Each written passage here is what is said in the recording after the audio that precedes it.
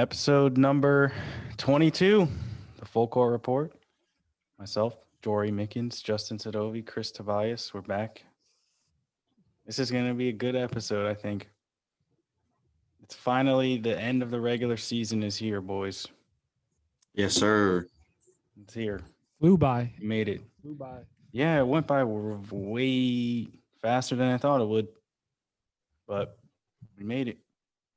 But before we even get into any of that discussions, we're going to be talking about the MVP conversation, some surprises and disappointments from the season, and of course the play-in tournament that is set to happen set to begin this coming Tuesday. There was some new Hall of Famers that got announced and were enshrined on Saturday.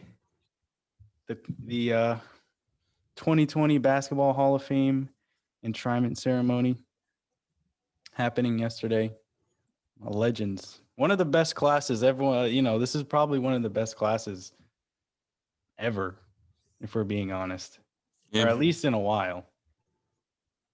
So we have Kobe Bryant, of course. I did catch the very ending of the enshrinement ceremony, and I was watching Vanessa Bryant speak. That was hard to watch, man. I gotta say. Yeah. That was tough, but she made it through.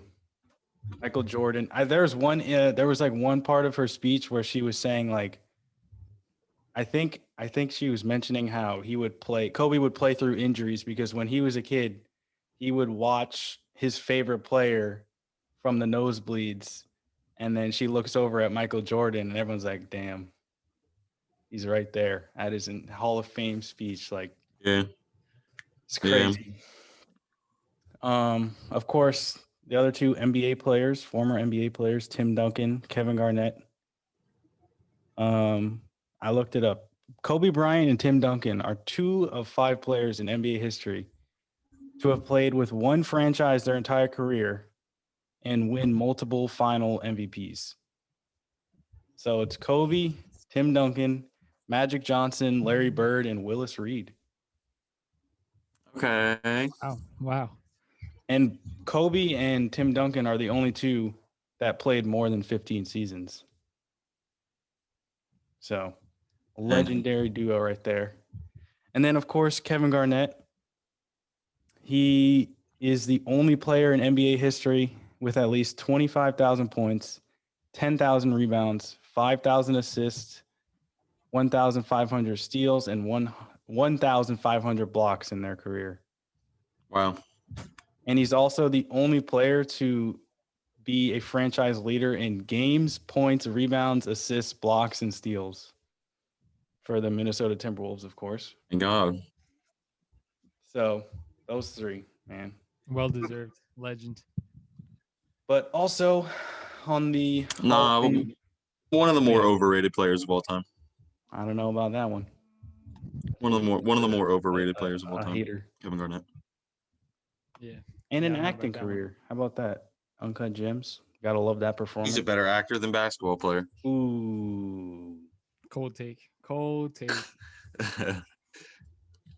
But Tamika Catchings as well. I want to run down this resume of hers.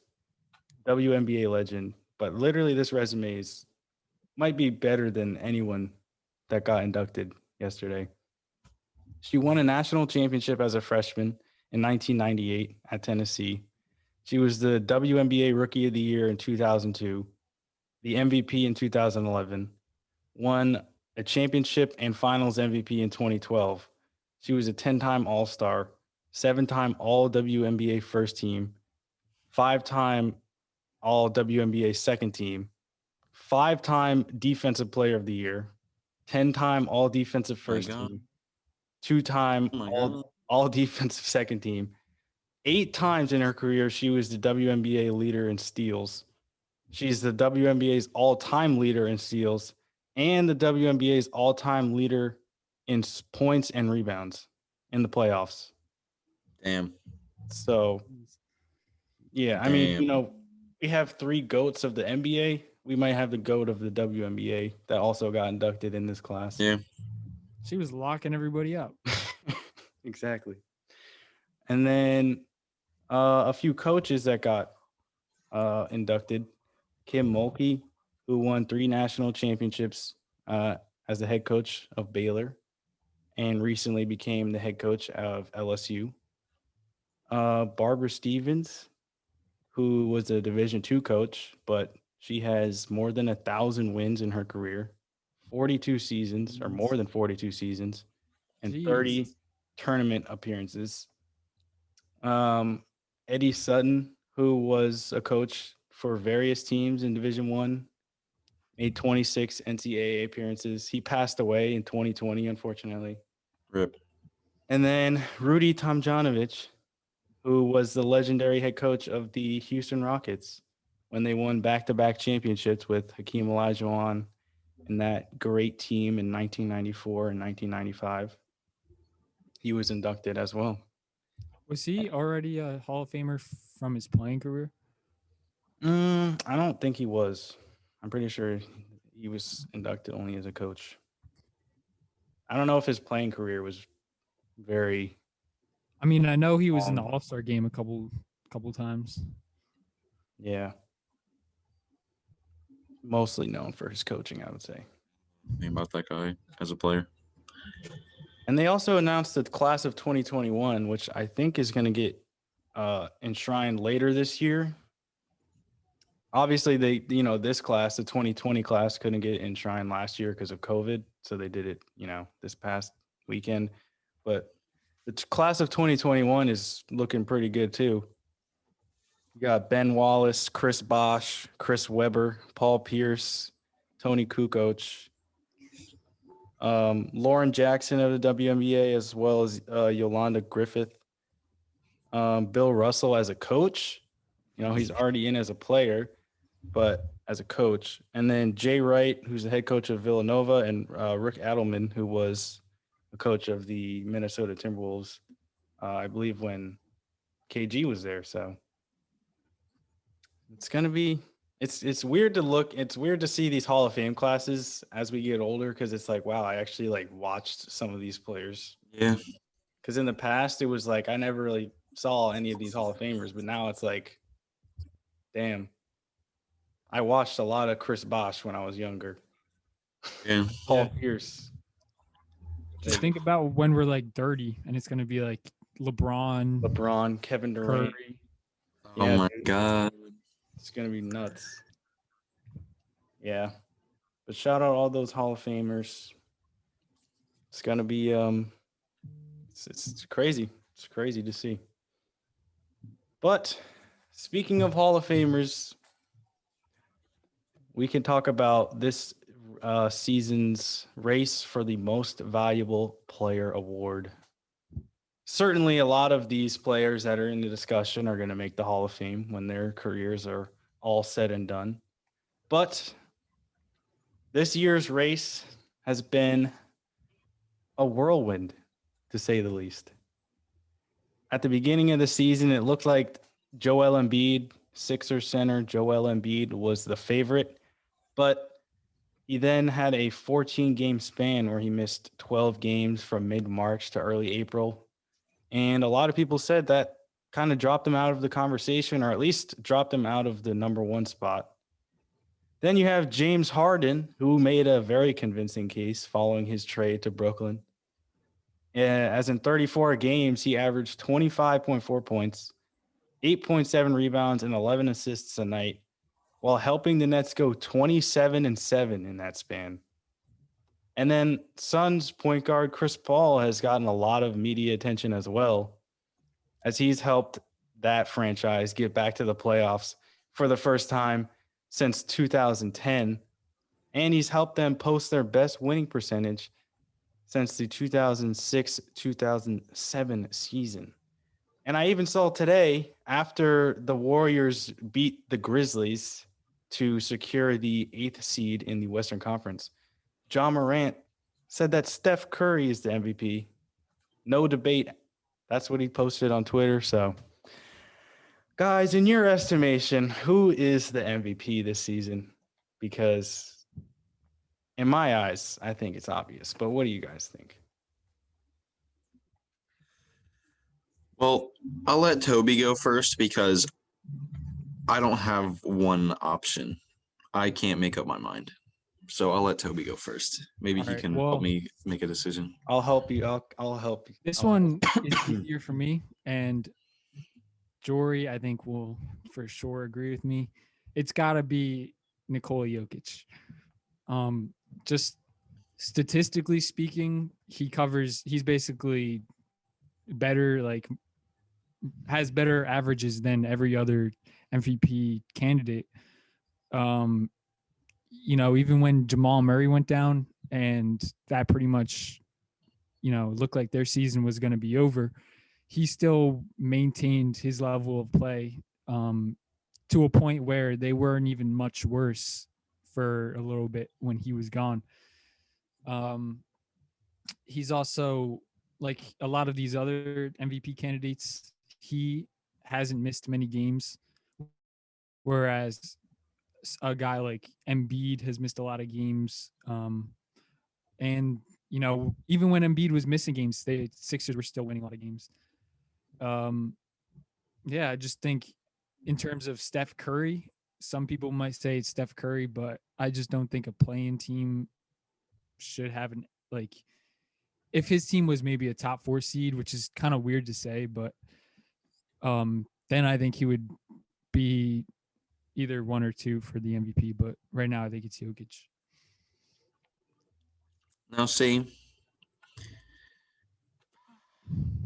I want to agree with you guys and give it to Jokic, but I'm not sure if 4th in the West is going to do it for me because that guy Embiid, that guy Joel Embiid, just as good as Jokic, and his team is the best team in the East. He plays a little bit better defense. He's better scoring. Every other average, though, rebounds, assists, steals, and all shooting splits. Jokic is better, but Embiid is a better scorer and defender and has a better team record. So between them two, I guess I could give Jokic the slight edge. But this man, Steph Curry, I might have to agree with Ja. I hate Steph. I hate his guts. But love Steph. he helped the Warriors go on a 6-game win streak. They won their last 6 games and secured a play-in spot because they were floating around not even being in the play-in. So he led the league in scoring, most points for him personally in his career, most points per game, 31.8. And he shot 48, 42, and 92 shooting splits. So you think Steph over Jokic? I think it might be Steph. I think it might be Steph. I don't know. But I also agree with you, Toby. Playing does not look good. I think we have to keep it at the same standards as it has been for years, where it's got to be like at least, like, I think the lowest one within the last few decades was Russell Westbrook as a 6 seed. And that's because he averaged pretty much like a 30-point triple-double. So I just think that we have to hold it to the same standards as we have been. And I don't think a 7th, what are they, 8th seed actually? Yeah. Yeah, I don't know. I just don't think that would get it done. I don't know. I agree with that. Here's the But thing. Okay. I don't even know. You said that the Nuggets they're actually a 3 seed right now in the Western Conference. Oh, so they're And higher than the Clippers?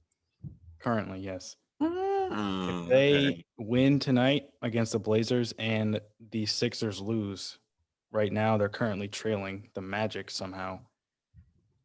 They will finish with identical records, the Sixers and the Nuggets. So, yeah, you can say that they are the 1 seed, but they literally will have the exact same record as Embiid. So that argument never made sense to me. Well, I didn't know that. So I'm just saying, I think you can't even hold that against the Jokic because they literally performed then at the exact same level. And that's even with his second best player getting hurt. But I have probably way too many notes about this because this has just become ridiculous. Me listening to There's too many people. There's too many people in the race for me to make a decision. like it really shouldn't even be a conversation if we're being honest. And like I've listened to people talk about, Giannis, Steph Curry, Chris Paul all season long, and I'm like, yeah, it's fine, but it's literally kind of ridiculous that we're not even like appreciating what Jokic is doing this season. But I'll start with this. So back in 2019, I mentioned, we were just talking about Kobe Bryant. Do you guys remember the Mamba mentality challenges that he used to post on social media where he would ask players around the league to, accomplish different feats and things like that? In 2019, his 3 players that he challenged were D'Angelo Russell to make another All-Star team, because I think in 2018 he made his first All-Star game. He challenged Paul George to win Defensive Player of the Year, and he challenged Nikola Jokic to win MVP. D'Angelo Russell has yet to make his second All-Star appearance. Paul George has yet to even be selected to an all-defensive team since that year. And Nikola Jokic is looking like he's going to fulfill that challenge for Kobe this season. Toby, you mentioned the numbers are there. He's averaging career highs in points at 26.4, rebounds at 10.9, and assists at 8.4, which I believe is 4th in the NBA as a center, mind you. He has not missed a single game this season. And that's after the shortest offseason in NBA history. I know you shouldn't carry over from last season, but I feel like that makes it even more impressive. The fact that he made a deep run in the playoffs last year. And the thing with Jokic all his career was that he's out of shape. How can he be out of shape if he's literally played and started every single game this season? And a lot of people say that the MVP, this is the argument for Chris Paul. A lot of people say that the MVP should go to the player that maybe doesn't have the numbers, but makes the biggest impact on their team. Well, at least offensively. And this is not even a joke. When Jokic is on the floor, Denver's offensive rating, which is basically just an estimation of how many points a team scores per 100 possessions, is 121.3, which is higher than Brooklyn's offensive rating this season, which is currently the highest mark of all time. When they don't play, when he is not on the floor, they plummet to 108.2, which is 26th in the NBA. He is literally taking a bottom 5 offense by himself to one of the best offenses of all time by himself. Like, what are we saying here? Like, come on. But anyway. I mean, Steph Curry's been doing that. He's been willing his teams to wins all season long. Might not be efficient, but he's putting up 44 with nobody else putting up more than 15 on the rest of the team. And this, again, you say that, but listen, the Nuggets, this is exactly another point. That you say the same thing with Steph. He's doing it without help. The Nuggets won 7 straight games when they acquired Aaron Gordon at the trade deadline. Then they lost back-to-back games to the Celtics and the Warriors. And in that game, that's when Jamal Murray suffered his torn ACL. Following that loss, they won 9 of their next 10 games. And that's despite losing his starting shooting guard, Will Barton, and his backup point guard, Monte Morris. And they still went 9-10 in their next 10 games because of Jokic. I could read a million stats about this guy and just keep on berating why I think he's the MVP.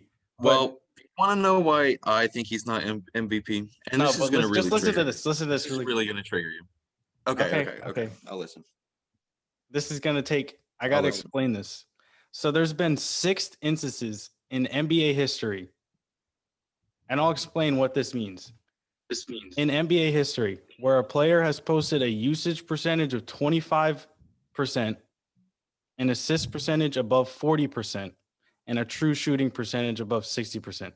Usage percentage basically means when the player is on the floor, if they end the possession with shooting the ball or getting to the foul line, it just goes to the percentage, or turning the ball over. So that means basically when he's on the floor, he's 25% of the Nuggets offense.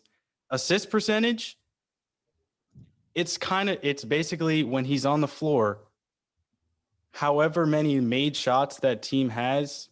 So basically, Jokic's assist percentage this season is 40.4. So that means 40.4% of the Nuggets made shots this season when he's playing has been assisted by Jokic. Assisted or from him? Assisted, like assists. And it's like that's crazy. That's crazy.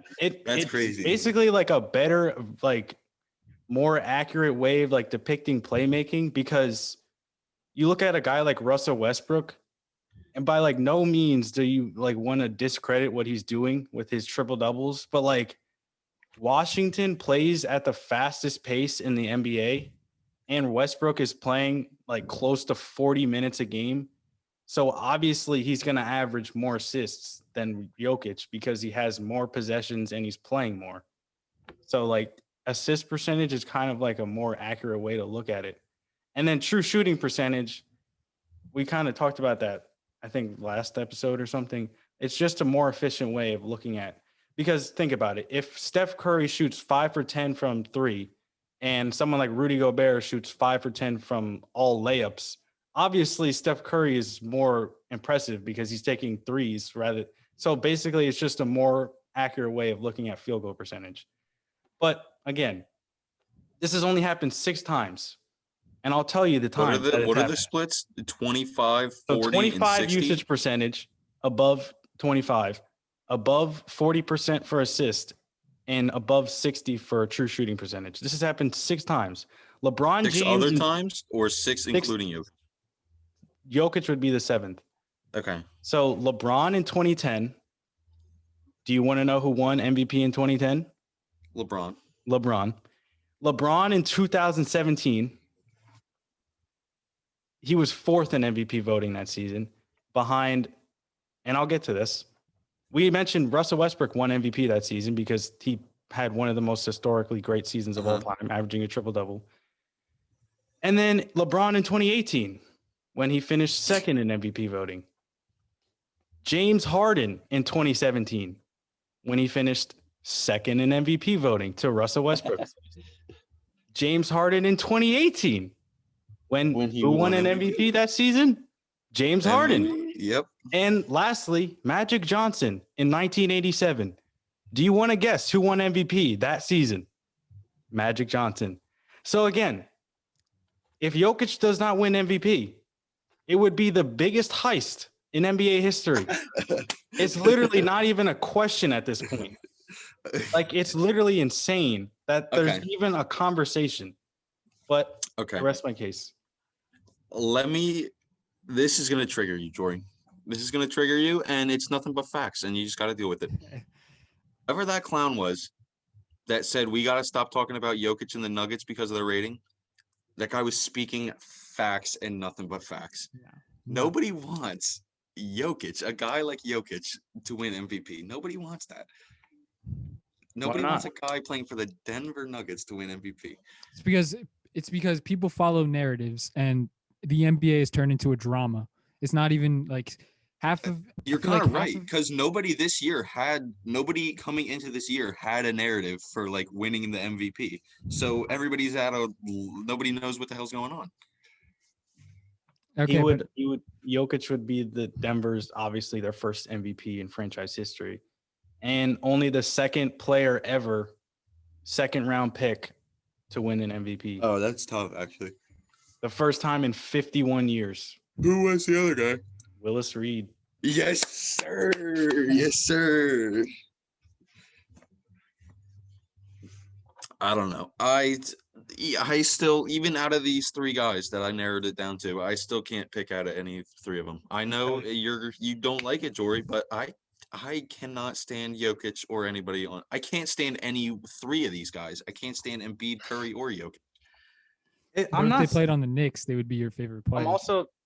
Oh It yeah, doesn't he's mean to good. discredit what Embiid is doing and what Steph is doing. Like every time I watch Steph, it just amazes me Yeah, like how crazy good that guy is. And same thing with Embiid. But like he's done this all like Jokic has literally been doing this all season. Like he's winning. the fact that he hasn't missed a game after coming off that last season, that was really crazy because Not a single game. wasn't last season where they had like 3 or 4 like double overtime games in the playoffs, like in the bubble, or was that the Mm, season before in the playoffs? I think that was the season before, yeah. I remember they Because had like a 4 overtime game against the yeah, Blazers. That was yeah. the craziest game ever, dude. So I mean, I And might just be a hater. It might just be as simple as that. But it's not like I've also heard the discussion that it's not all about offense. You know, valuable player means you have to be good on defense as well. He's not Jokic is not an elite defender. Like he's definitely not on the level of Embiid or Giannis or a lot of the former MVPs. But like he's generated there's literally stats that show he's generated more turnovers than anyone in the NBA this season. He's allowed the second fewest points per possession in isolation, only behind Draymond Green. Like wow. he's just gotten like he's never gonna be like Rudy Gobert, like swat your shot, or like he's not a highlight defender, which is why a lot of people I feel like think he's a bad defender. But like he knows what he's doing on that side of the floor now more than ever, and he's only I going to don't get better. I don't think he's a bad defender. Like how bad of a defender could he be? He's a 7-footer. Like he's just a big And old bitch. their coach Mike Malone was like, "We have, I think, since they got Aaron Gordon, or I think the whole season, they've had like the 10th or 12th best defensive rating in the NBA." And he's like, how could he be a bad defender if he's played and started every game this season and they still have like a top 10 defense? Like how would that even make sense? But hey man, I'm not I gonna don't know. push. I'm not gonna push The MVP award is just it's whack. They should just get rid of the MVP award and just have best scorer, best facilitator. They already have DPOY No. because That's too it's much. too many factors. Like you That's what a can't scoring factor title in is. all these things. This is it's also because the first time in a while we haven't had a clear answer for who is the MVP. I mean, it might be clearer than I think, but when was the last time we've had a 3-way race this tight for the MVP? I don't think it's tight though. I think he's gonna get like close to 75% of the votes for first place. Really? I don't even think it's gonna be close. I think everyone's like saying it's gonna be, but I think the voters know who the MVP is. Well, Trust me. knowing the voters, Knowing the voters, I feel like Steph Curry's going to get a lot more gonna get a votes than lot. Jorie. It's not, but again, it's not people like you see on TV every day. Those aren't the people that get votes. It's generally like beat writers that follow the game a lot closer than like just the average fan, you know? Yeah, that's good. Well, that's good. I don't want some of these media people. Like I don't want like Nick Wright, I'm pretty sure yeah, won't have a Nick vote. Wright. It's people like that, like Stephen A or like Max Kellerman, like they don't have votes in this. They're Well, just Stephen A should have a vote. Stephen A is the only guy that knows anything about anything on all of ESPN. Doesn't Rachel No, that's Nichols not get a even vote? What? Who? Rachel Nichols. I don't think so. Better not. Yeah, man. It's gonna be fun. But you know, we made predictions about all the other awards, so we'll revisit that when they actually get announced Word. and talk about it. But now that the season is over, it's officially concluded, I figured now would be a good time to share some of our biggest surprises and disappointments from this year. So either of you guys can start it off. I think we probably do surprises first, like maybe something that is a good something good that happened this year that you didn't really expect it? What do you guys Well, have? I got two surprises, and they're both from the East. Both in the East. My New York Knicks did not expect us to even sniff the playoffs. I thought we would have been probably 9 or 10 in the play-in if at the beginning of the season, if I had to tell you. But I'm very happy we got it to the 4th seed, ready to play the Hawks, ready to get that dub. But my other surprise is the Wizards getting into the play-in. I really thought, even with Russ and Beal, I didn't think they were gonna ever figure it out. I thought at the beginning of the season how they were looking, I thought that was just gonna be the whole season. Yeah, I remember you disrespecting them a little bit at the beginning. Of the season. Oh yeah, not even a little bit, big time. I thought they weren't even gonna hit 20 wins. I'm pretty sure I said that. Yeah, that was one of my surprises too, the Wizards. And it wasn't necessarily like the whole season because they were terrible to start the season. Like so they were 14-20 at the start of the All-Star break, and then they lost 5 straight games after the All-Star break. So they were 14-25 at one point. And I'm like, there's absolutely no way they even sniffed the play-in tournament. But they went, I believe it was 20-13 over the last 33 games. And that's, of course, off the, Bradley Beal and Russell Westbrook doing a whole lot of carrying for that team. It's crazy, though. I mean, they lost Thomas Bryant, who was their starting center, 10 games into the season. They obviously lost their rookie, Denny Avdia, pretty kind of later in the season. And then other players like Rui Hachimura, Davis Bertans, they missed like a bunch of games. So yeah, definitely I would agree with you, Justin. The Wizards just being able to like turn their season around, and now they're in the 8th seed. That's nuts. You want to know how they turned their season around? Russ cut his hair. He cut his hair back to the MVP cut. That was it. Back the clock. I have a question based off this. Do you guys think that the Wizards should keep Westbrook for one more season? Because I feel like a lot of people. Will that be the end of his thing? He has 2 more years left on his contract. He has like next year where he's just like locked up completely, and then he has a player option the year after this, or the year after next. So do you guys think he should stay for one more season, or do you think he should try and find a new home? I would. I mean, if I was the Wizards, I would try to keep him. Obviously, it's his choice if he wants out or whatever. But I mean, it's the first time they've made the playoffs since 2017 when they had John Wall. And so I just feel like if they get a few more pieces, maybe they can make a deeper run. I agree. I think with with Russ and Bradley Beal, you just need a couple guys that even half know what they're doing. You'd be fine. Like Russ, when he won MVP, honestly, I'd argue that Thunder team was worse than this Wizards team, because he didn't have anybody even close to Bradley Beal. His best option was Steven Adams. Didn't he have Victor Oladipo on that team? Yeah, maybe he did actually. That was like kind of before like his like real breakout. Yeah. Like broke out with the Pacers. But I mean, yeah. I mean, it's probably about the same, I would say. But yeah, if I was Russ, I would stay. Player option season, depends on how much help they get him and Bradley Beal, and if they do any better. But yeah, I'd stay around. For me, I just wanted to get this one out here, but for me, the Suns was a really big surprise. I'm not sure where I placed them at the beginning of the season. I think I said they might be like a low playoff team. But I wasn't expecting just like a player like Chris Paul to elevate that team as much as they have, regardless of if you want to give him credit or not, Justin. But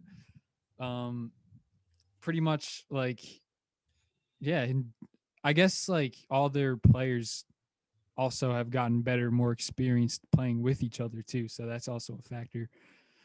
But yeah, that would be another big surprise for me this season. Yeah, I agree. I don't think anyone really saw the Suns being where they are right now. All right, Toby, I gotta address you throwing shade. First of all, I never said Chris Paul didn't help out the Suns. I said he didn't deserve MVP, and that is facts. That guy did not All right, deserve that's fact. That's fair. That's fair. it. Trust me, if it weren't for him, I still think they probably would have been in the play-in if he didn't sign there. It was the same team without him. But I guess it really goes to show how much a veteran presence really helps your team, because that's really all it was. It was just him teaching them how to get it done. Yeah, I mean, not just a veteran presence, but a player that can actually contribute to your Oh yeah, team. yeah. Start. Also, a This good would be your coaching start staff. I point think Jorie, you predicted that. Monty Williams Yeah, Monty as Williams. the head coach of the year. Yeah, it's definitely possible. I think it's gonna be him. It's probably between him, Quinn Snyder, and probably like Doc Rivers, maybe. I think Steve Nash kind of deserves some love. I don't think he's gonna win, but Steve Nash. he'll probably get some votes. I don't know. I don't know. You were on point though with one of your questions you asked at the beginning of the season when you said if it was a chance that Steph could win MVP, and I kind of disrespected him a little bit there. I forget what the other alternative was, but I just remember saying that there was like no shot that Steph could win, simply for the fact that I didn't even think they were going to make the playoffs, and the fact that he brought them there really just goes to show you. Yeah, no, it's what Steph did is literally insane. Like, I think if Jokic wasn't playing, wasn't in the league, I think the MVP would probably it might be Steph, man, because like it doesn't make everyone was criticizing that guy, especially at the beginning of the year. Even like they were saying like, oh, he doesn't have his Hall of Famers next to him, he can't win. Then he goes out and leads the NBA in scoring. Like what? Yeah. He put up And if- 2,000 Okay, well, that's what he points. should have did. That's He- exactly I what he mean- should have did. Yeah, but If who you- else can All right, really yeah. do If you take him off that team, that's literally the worst team in the entire NBA. pretty much, yeah. Yeah. I saw yeah, no, it's crazy. I mean, Honestly, I think he would have got MVP. I think it would be a lock for Curry if they were like above the 5th seed. I If agree they with were that. 5 seed or above, I think Curry's a lock for MVP. Yeah, I might agree with that. we keep talking about it like the Warriors their dynasty is just not over. No matter how you look at it, it's just not over, dude. I know. Like I was saying this when we were watching the Grizzlies Warriors game. They're gonna get Clay back. Draymond's gonna be there. He's probably gonna be back. James Wiseman, who they drafted number 2 overall, is gonna be healthy. And there is a real potential, a very, very real potential that they could have the number 5 pick in this year's draft. I mean, what? And then the improvement from Andrew Wiggins, potentially Kelly Oubre, and then people that broke out this year like Juan T, Jordan Poole, like their team is just it's gonna be crazy. It's really gonna be crazy. I know. I can see them being like another top 4 seed at least like next year. Yeah, it's entirely possible, but they got to get everyone back and healthy, Oh my god. and the young guys really got to develop. Like Wiseman's really got to take a leap forward, True. and they got to, yeah, it's gonna be crazy. But I guess one of my other surprises was the Utah Jazz and just their resilience this season, because this was a team that I looked at. I mean, dating back all the way back to when the NBA shut down. It was obviously because of Rudy Gobert testing positive back in March 2020. Everyone was just furious at this guy.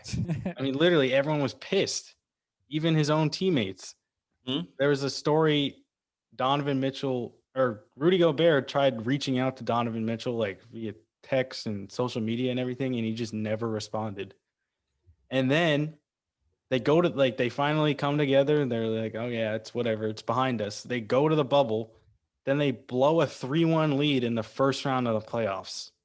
Like, I just figured this team would implode because of everything they just went through.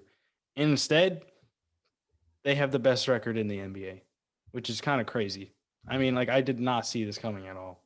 So I remember when that whole thing with like Donovan Mitchell not wanting to like talk to Rudy Gobert.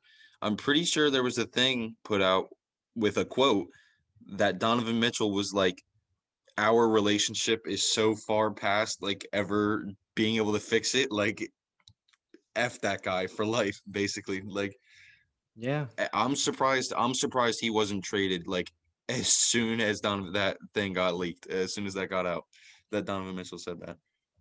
that's what I was thinking too. I really thought they were gonna like break it up because I didn't think they would be able to salvage those relationships. But I mean, instead, they must have known after letting him sign that contract, right? That huge contract extension. who Gobert? Yeah. Well, that was before this season, right? That was like right at the beginning.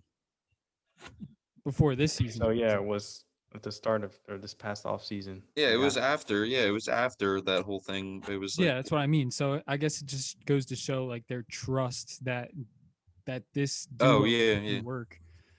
And the pieces around them have really stepped up as well this year. Yeah. Oh yeah, absolutely. Yeah. I mean, there's a real shot they could get back to the Western Conference Finals.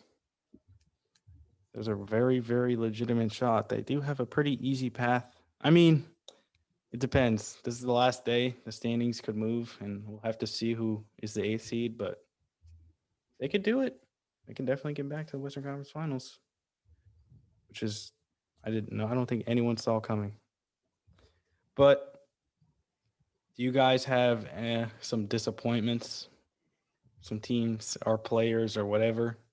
Some narratives that you guys just... I guess I'll start off.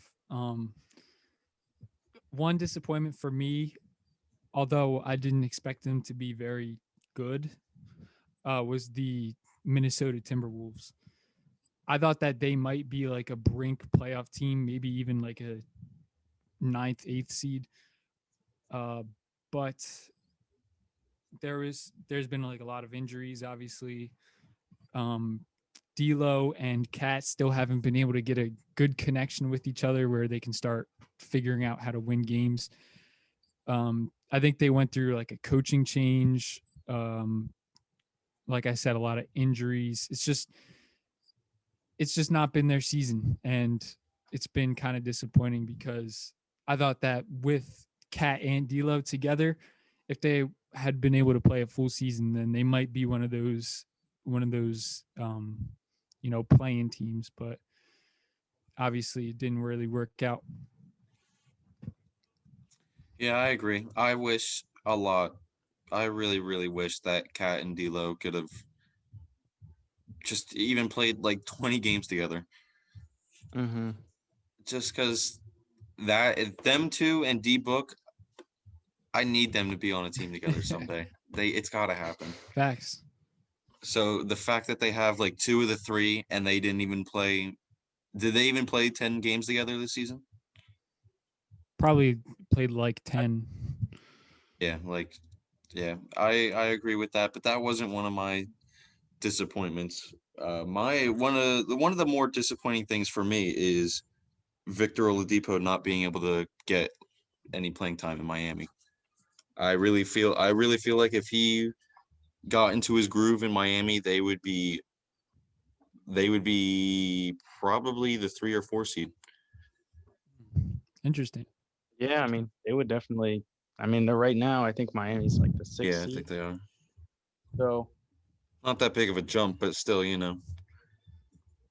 But It would have changed the course of the Eastern Conference Yeah. playoffs, though. I think. Yeah, feel like- I really like Victor Oladipo. I was really excited for him to be in Miami because that felt like a good place for him because he's a really hard. He grinds in the gym. He does what he's got to do, Yeah, I agree. Miami And- would be a great fit.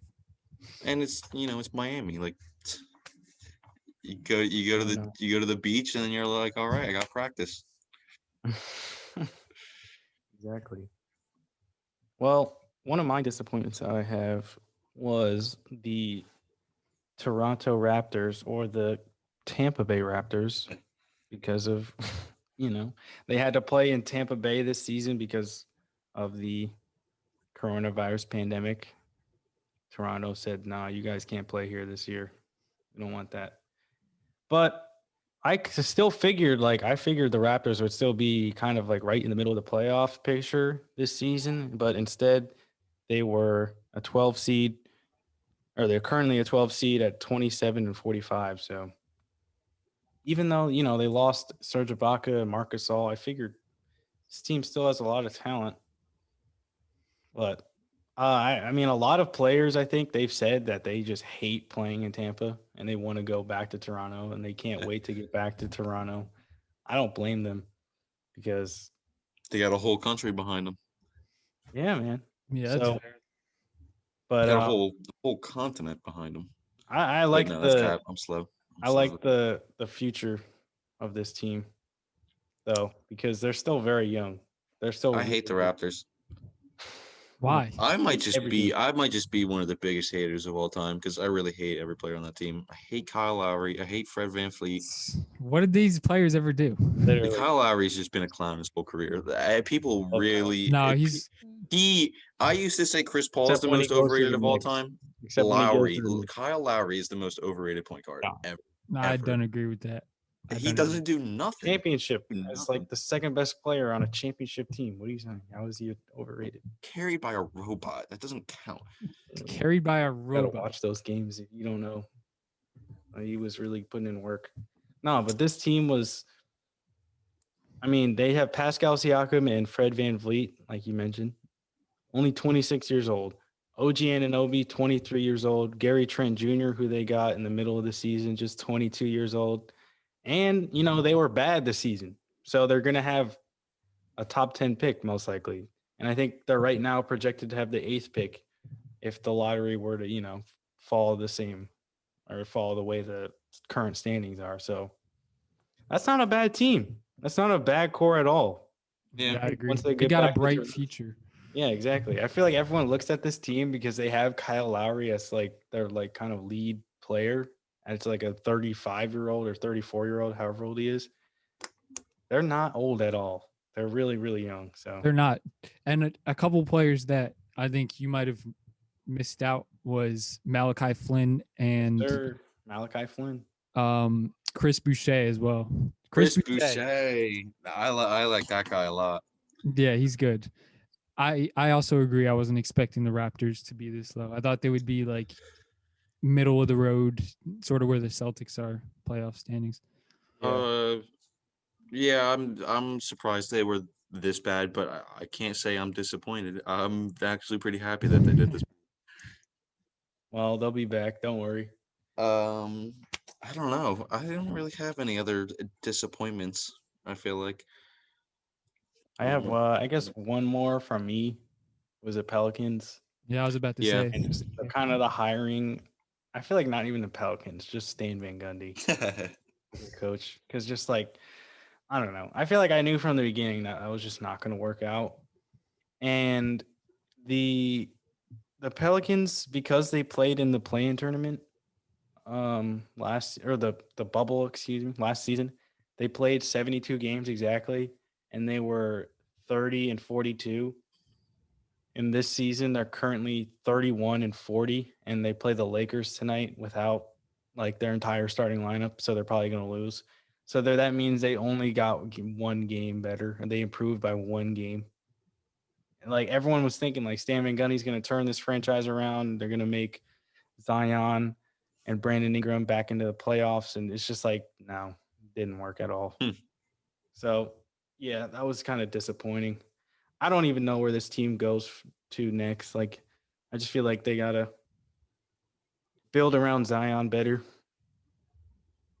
Potentially move Lonzo Ball, maybe. I mean, Lonzo is like a good fit.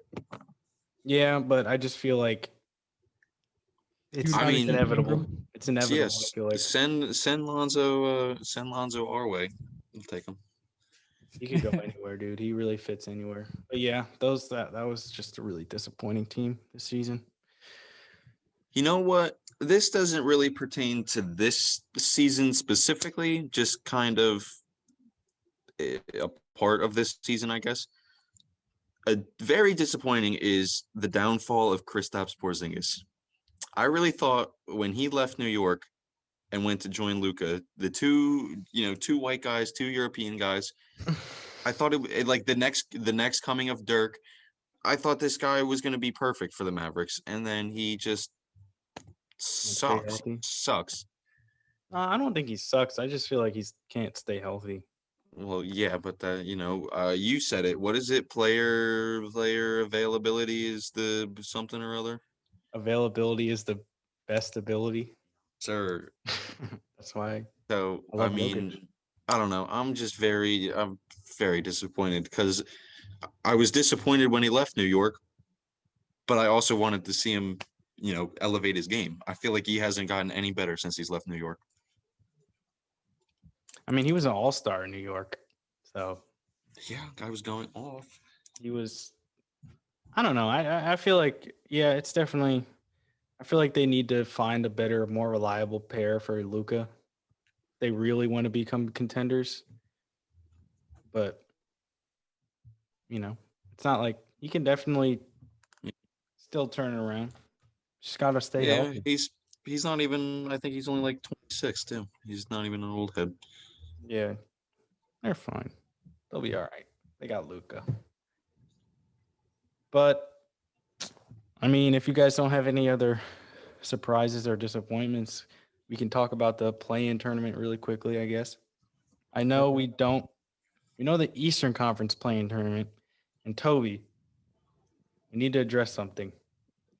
At the beginning of the season, you told Justin and I that the Charlotte Hornets would finish higher than the Indiana Pacers. Well, the Pacers are the 9 seed, and the Hornets are the 10 seed. So you got some explaining to do. All right. Okay. We'll see who's higher after We'll the see playing who game. wins. That's all I'll say. It's funny that we actually get that matchup. We'll actually see. Hornets are not losing that matchup. Yeah, I think I gotta agree with Toby. So you think the Hornets are going to win that game, the 9-10 game? I do. They're taking that dub back to Charlotte. I actually think the Celtics are going to miss the playoffs. The Celtics are the 7 seed. I actually think the Wizards. So right now in the Eastern playing tournament, it's 7-8 is Celtics, Wizards, and then 9-10 is Pacers, Hornets, obviously, that we just said. But I feel like the Wizards can beat the Celtics. And whoever wins that 9-10 game, I feel like has a really, really good opportunity of beating the Celtics for the 8th seed. But that's just me. I just don't have faith in the Celtics this year, especially losing Jaylen Brown. Like, I don't know. I mean, I can see that happening, but I think I would have to give the edge over. I mean, I think I would have to give the edge to the Celtics, just personally because, just because of Jason Tatum, pretty much. Like he can carry that squad, especially in a playoff environment where, on a given night, he can give you like 30 or 40, and then, the other team will be screwed. There's not many players on the Hornets that I think will have a fun time guarding Tatum, but Will Gordon Hayward be healthy?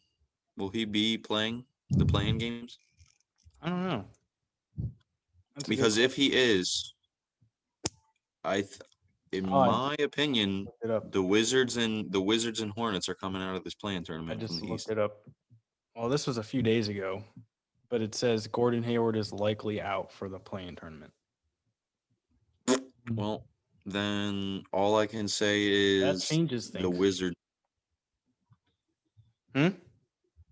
All I'm gonna say is the Wizards are the only lock for getting out of the East plan. Yeah, I feel like the Wizards can get that 7th seed, man. Toby, you should be terrified because the Wizards are then going to beat the Nets in the first round. That's not happening. Toby, What? I think you know what? I think I might have covered it this season. I don't know what we brought it up for. It was when the Wizards beat the Nets, like those 2 back-to-back games during the regular season. I think it was back-to-back. I brought don't think up it was back to back, but they won one of those games because of yeah, that they won both of crazy them. play. Yeah. I brought Yeah. up the record of Russ versus KD. I brought up their record and I think maybe the points per game. And Russ wins most of the games against Kevin Durant. And elevates his play. Forget a 30-point triple-double, Toby. That guy was averaging like 35, like 15 and 13 against KD. I hope the Wizards win the play-in tournament, dude. I really hope they do. I don't think I think it would be delusional to really honestly believe that they would beat the Nets, but it would make for a really good series, I think. Oh yeah, it would be a great series. Like, 6 games at least, I promise. Like generally a 2-7 matchup is just not like entertaining at all, but I feel like that one could be really fun to watch. Oh yeah. Because I agree. Bradley Beal's gonna know. Bradley Beal's gonna know, like Russ, he's gonna want it. So Bradley Beal's gonna be like, all right, yeah, let's get it. Yeah. They're gonna give them everything they're in store for. They're gonna get a fight, man. Yeah, But- Russ might get thrown out. Thrown out I can of see the that happening. But in the Western Conference now, we know the 9-10 matchup is Memphis versus San Antonio because of the game earlier today.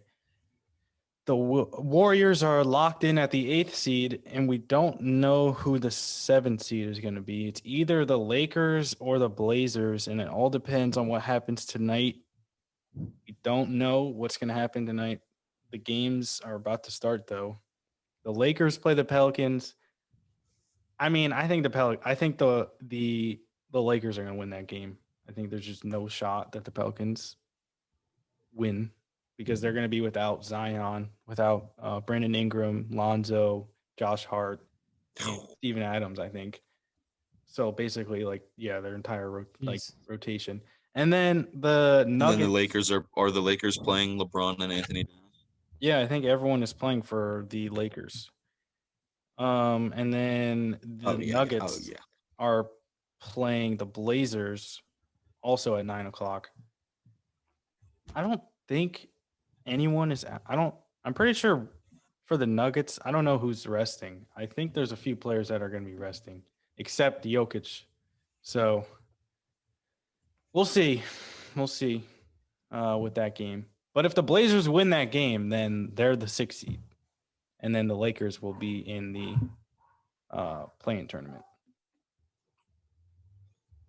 Well, prayers out to that guy who bet his house on the Blazers. Yeah, 42 wins. They need that one more win. It's funny. A lot of people are saying everyone in the Western Conference is like losing, on purpose to avoid the Lakers in the first round. They're like ducking the Lakers, but it's just like, can you even blame them? Why would you want to play LeBron and AD and that team in the first round? Yeah, didn't you literally say that you want the Nuggets to lose tonight so you don't gotta play them? I mean, doesn't matter either way, really. Like, I think it would be fun to watch the rematch between those two teams. Lakers Nuggets, that is, last year's Western Conference Finals. But at the same time, it would You guys aren't be fully healthy. It would be beneficial. It's funny though, because if the Nuggets, I'm pretty sure if the Nuggets lose and the Blazers, the win that game, the Blazers would be 6, and I think the Nuggets would still be 3. So that would be the first round matchup. And like, you can imagine the Blazers are like, wow, you guys were saying you would rather play us than the Lakers. You would imagine that would like motivate the Blazers, piss them off to be like, oh, you think of us as lesser, Oh yeah, I mean, yeah, obviously. We'll see. But the Blazers, man, they as of late they've been really, really good. They I really turned the want. season around. I'm still rooting for the Blazers. Knicks and Blazers are my teams for the playoffs this year. Yeah, but when the playing tournament's done, maybe we'll make some concrete predictions about the playoffs. Maybe we'll make another episode this week. Word up. When the playing tournament's over on Friday. I Little think. midweek episode. I think the playing tournament ends on Friday. So maybe we'll do like Saturday episode or something. Or maybe we'll just save it. Who knows? Do whatever, do not matter to Who me. knows? We'll be locked and loaded. We'll have something ready. We always do. Of course. Right here with the full court report. Well, is that everything? You guys got anything else you want to mention before we sign off? No, I think that's all I got. Yeah, I think we covered it all. All right. Well, Yeah, that's all I got. until next time, this is a good episode. Next time we do an episode, it'll be the playoffs. Yes, sir. So I'm excited. So excited. I mean, this is it. This season's gonna be this playoff season. This postseason is gonna be crazy. All our teams are in it. Yes, sir. Can't remember the last time that I could say that. We'll see. Well, I haven't been able to say it for 7 years. It's crazy, man. All right. Until next week. Playoffs, baby. From myself, Jorie Mickens, and my two co-hosts, Justin Sadovi and Chris Tobias, thank you so much for listening to that episode of the Full Court Report NBA show. Be sure to follow us on Twitter at FullCReport, on Instagram at the.fullcourt.report. Like and comment on this video and subscribe so you never miss a minute of action.